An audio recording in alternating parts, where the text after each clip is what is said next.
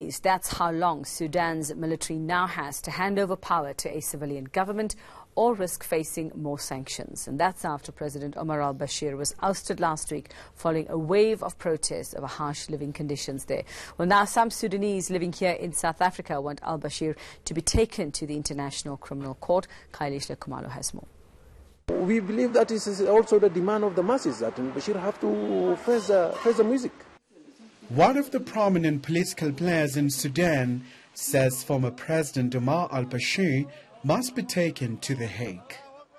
Sabir Ibrahim is from the Darfur region, an area familiar with Bashir's brutality, a place where thousands of people died under his watch.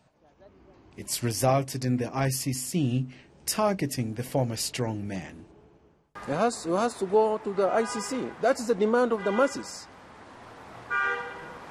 That is the demand of the masses. And apart from that also, we of the province, we don't trust even the current regime, the Palestine, we can't trust them because they are parcel of the Bashir. So we need it as soon as possible to be handled to the civilian.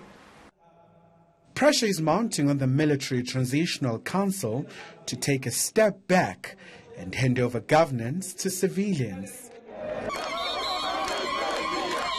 Despite removing some of Bashir's loyalists in key areas like in the army, the police, and even the intelligence, analysts say Khartoum must undergo far-reaching changes to usher in democracy.